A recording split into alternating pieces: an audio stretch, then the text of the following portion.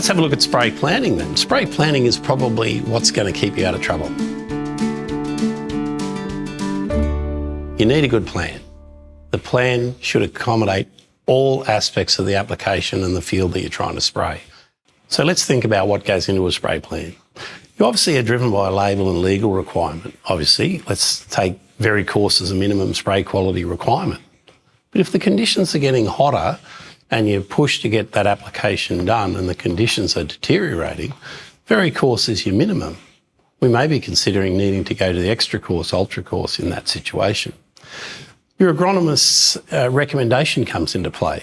A spray plan helps with staff training and operator guidelines. Use a spray plan for inexperienced operators to operate at slightly slower speeds so that they get used to the actual operation of the spray rig. Equipment features need to go into the spray plan. If we start talking about nozzles with optimal pressure boundaries, we need to make sure that equipment for that nozzle is capable of operating at those pressure boundaries. Looking at minimums, holding minimum holds in the spray unit when it comes on so that you don't have an area of under application as you take off, looking at those features. Having a spray plan across the optimal pressure range of a nozzle also enables you to drop down maybe to another spray quality class. You may be operating at very coarse, but if you slow down to the minimum operating pressure of a nozzle, you may end up at extra coarse, which gives you more protection when spraying next to or adjacent to a sensitive area. So buffer zone management becomes very important there. Nozzle type. Always match optimal pressure with the nozzle. A lot of people will ring up and say, I want to select a nozzle and I want to drive at X speed. Let's take 25 kilometres an hour. The next question I'll ask is, well, how slow do you have to go? Because as important as the average speed is, that slowing down, if you drive down past that optimum, you may see some issues with the application. The crop and target, so water volume against where you're trying to put the chemistry. Are we trying to put the chemistry down in through a canola canopy? Are we trying to penetrate that canopy? If we go with a low water rate and just sit it on top, are we achieving the biological outcome for that chemistry? If we've got a chemistry that's going to stick quite readily to stubble, we need to probably consider our water volume there to get more of that chemistry through. If that chemistry is going to stick to stubble and it's going to rely on some rainfall for that to wash off, if it has that potential to wash off and there's not rainfall likely, an increase in water volume at that point would help. If you've got stored moisture to get a crop up, the last thing you want to do is leave the chemistry hanging in the stubble, because that stored moisture will be enough to get the weeds up. And if that chemistry has to be on that soil, you may have lost some of your application. So the crop target becomes very, very important. And the mode of action. How's it work? We're using a lot more gramoxone, for argument's sake, in the summertime, which requires coverage. But in the summertime, you've got heat. You need drying time for that. So you possibly need a higher water volume to facilitate the use of coarser droplets. We're no longer just using this stuff in the wintertime. So we have to manipulate our spray plan to fit all these aspects into our application. Spray planning is a vital part of the application process. If you've got a well thought out plan that takes a whole range of aspects of application in, you are going to end up with a better result from your application. Okay, so we're going to prepare a spray plan now, and I've preloaded a little bit of information in this. We're going to load a spray plan here for an R4045 John Deere sprayer. We are spraying dicamba. I've got a droplet size recommendation here of very coarse. We're going to do it at 100 litres to the hectare. Now, this particular sprayer has 0.5 metre nozzle spacings. Okay, so at 36.5 metres, there are 73 nozzles on this sprayer. So I'll put that in. Now, we'll need to know that later on for when we're looking at litres per minute total flow across the sprayer. We want to summarise this plan at the end so the applicator's got all the rules to drive by. We want to incorporate the buffer zone, the average that they're going to drive, and the maximum speed they can drive so that we don't fall out of our spray quality requirements.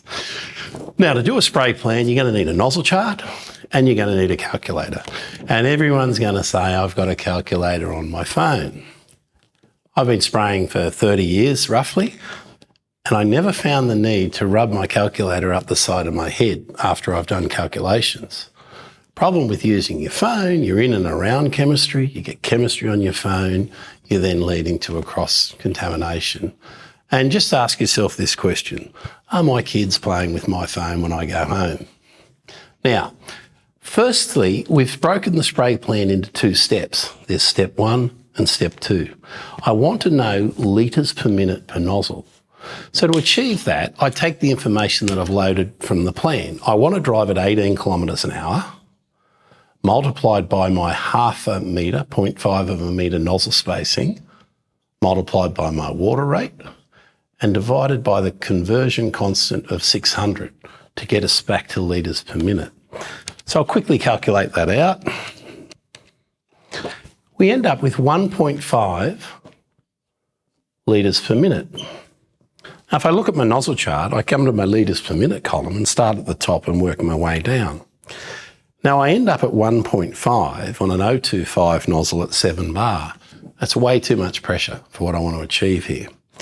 If I come down to a blue nozzle at 5 bar, I'm doing 1.52.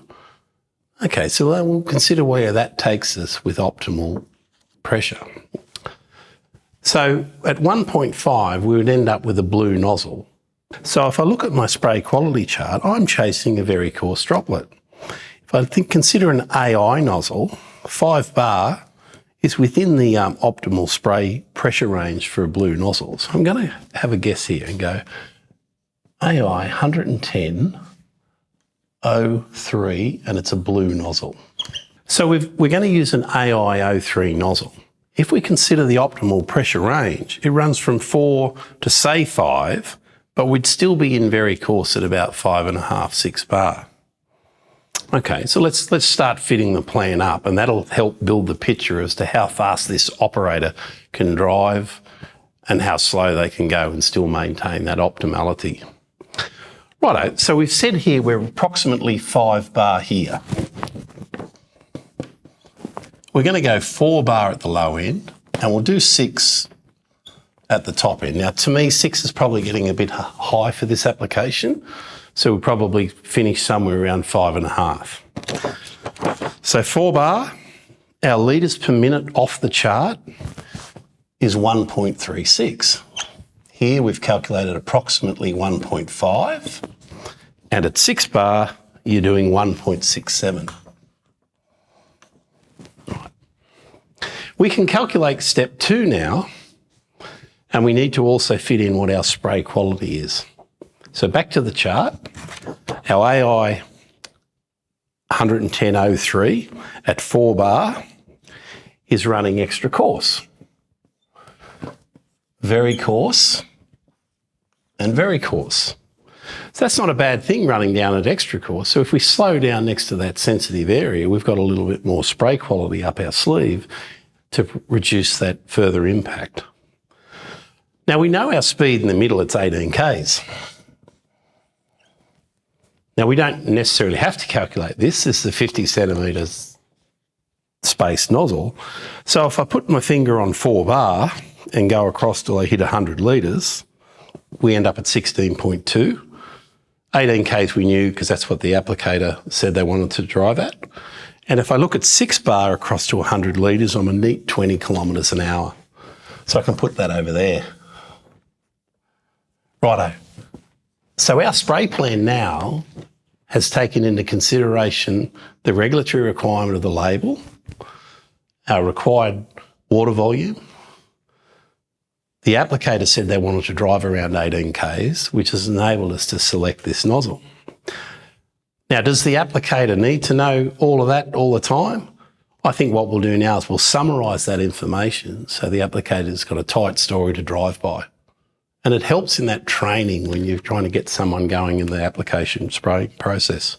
Okay, so let's summarise the plan, because we want that plan to then go out into the field where it's all happening. We've got to make sure everyone in the application process is fully aware of what the parameters are.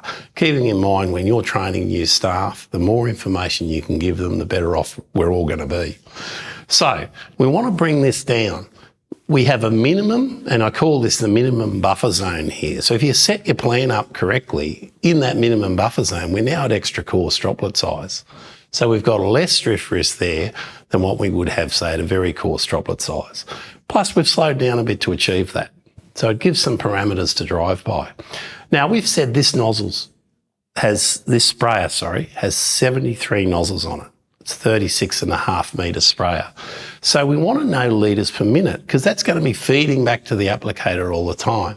So if we take this nozzle flow here at 1.36 multiplied by 73, here we're going to go 1.5 litres per minute by 73 nozzles. And here we're going to go 1.67 by 73. I'll calculate that out in a second. Everything else we can move down. In this column, in the buffer zone, drive at 16.2. We want to drive at 18 on average and a maximum no faster than 20. Pressure we can move down as well. So the applicator, when they're doing 16.2 Ks, is running 4 bar pressure. 5 bar, up to 6. Spray quality will move down. Extra coarse there. Very coarse. Very coarse, and you would argue that you're starting to head towards coarse in that plan there. Okay, so technically you'd really want to drive between the 16 and maybe 19 kilometres an hour just to really keep you in that parameter there. So let's think about this flow figure. 1.36 litres per minute here multiplied by 73 nozzles is 99.28 litres per minute. In the constant column, the 18 kilometres an hour, we've got 1.5 litres for each nozzle by 73 is 109.5. And in the maximum, if we go to 1.67 by 73, you're 121.91. So that's around 100 litres here in minimum. In this John Deere, you would be on the high flow tap, 100 litre minimum, so that sprayer is going to operate correctly. Now, we can test that plan in the field. Statically, take the sprayer out, put 100 litres in the panel, put 16.2 in the speed, fire the sprayer in an automatic test, walk out the back with just water coming out of the sprayer and have a look at what your fan angles are doing, how the sprayer's operating. Then put the top speed in and get the sprayer to react up to it so you know everything's going to operate correctly in the field. That does give you an opportunity when testing the sprayer to test the surfactant package. If you just put some surfactant in with a given amount of water, say 200, 300 litres of water, with just the surfactant, you can see the effect that the surfactant's having on the impact of the nozzle while the sprayer's sitting there static.